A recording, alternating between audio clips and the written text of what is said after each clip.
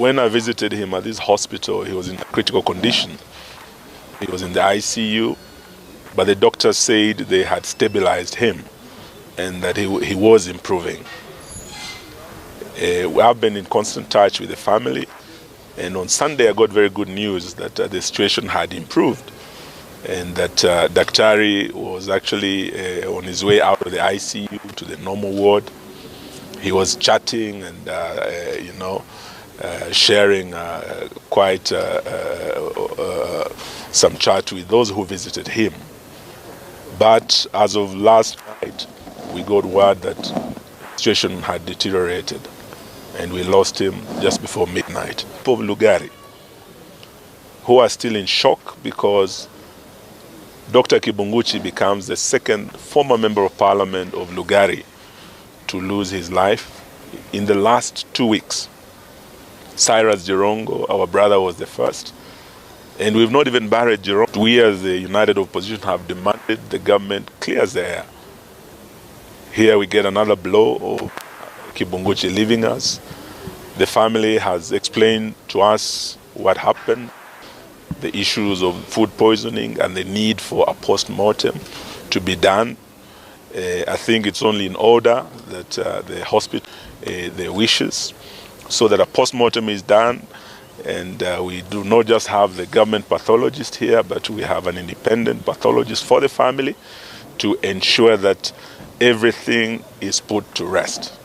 My name is Johnston Walubengo Kibunguchy, the chairman of the funeral committee for Mheshimiwa Enoch Kibunguchy. And I stand before you to be able to announce the saddening and very sorrowful news of the passing of Mheshimiwa Honorable Dr. Enoch Wamalwa Kibunguchy. He's my brother. I follow him immediately, and he has been well for quite some time, but then about a week or a week and a half ago, he started developing weakness and issues with his health. So we rushed him to this hospital, Eldoret Hospital, and the situation was like fluctuating from good to bad. You come in, you come to see him, and he looks good. You can talk, he can talk to us. And then when you come the following day, you find that he has gone down. The doctors worked around the clock. He himself is a doctor, and he has his own clinic here, so they know him very well. And so they worked very tirelessly with him. But then the condition continued to deteriorate as he stayed here.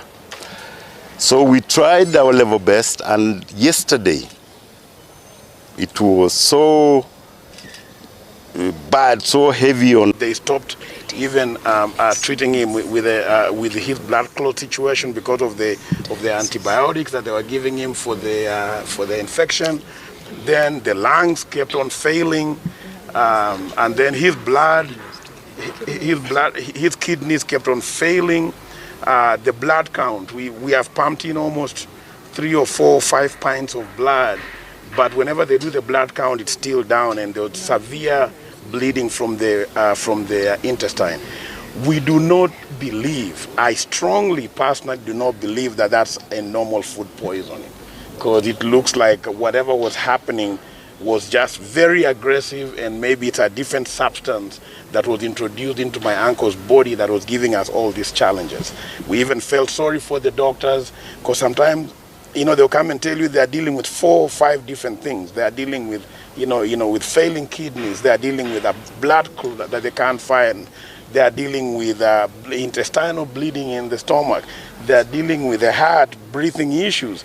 So you could tell the doctors don't even know what to actually focus on, because if you focus on this one, that is coming back and something like that. So that's why we strongly feel that there was foul play. Our uncle has been a very healthy individual, very healthy human being for as long as we have known the guy. So this is what strongly makes us believe that there was some foul play, which further investigation is needed. Maybe after the post-mortem, we can be able to communicate further what might have happened, especially as we are now going back to retrace his step. And came to ICU on Friday. But he's been ill for about a week before we brought him to the hospital. 10 days. About 10 days, yes. So by the time he came over here is when we were trying to just take care of him at home. But then it became like whatever we were taking care of was not going away. So that's when we brought him to the hospital. So we were thinking it was something else, you know, maybe some blood pressure or just something that maybe we had missed in his lifetime. But when the doctors did the test and they came back saying that it was food poisoning, so it's when it raised a very huge flag, and we began retracing back, like where did this food poisoning come from? The aggressiveness of the food poisoning is what is concerning us, because I know when you have food poisoning, it takes you 2 days, you use the bathroom a little bit here and there and take some fluids and you come back. Actually, I don't even know how I had to begin. But all I want to say is that thank you everyone for coming here to condole with us. It's still a dream. Sometimes you want to believe it's just a dream. It's like we are waking up to reality today, to realize that Dr. is no more. He's lying quietly in the morgue. And all I can say at the moment is just we need your prayers. Just be with us through this tough season. We are here. I'm here with the kids.